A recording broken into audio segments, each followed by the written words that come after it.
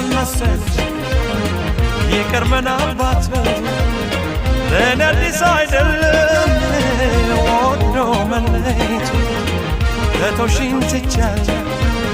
ደህና ሁኚ እንግዲህ አላንስም ለራሴ እኔም ካሁን ወዲህ አላንስም ለራሴ እኔም ካሁን ወዲህ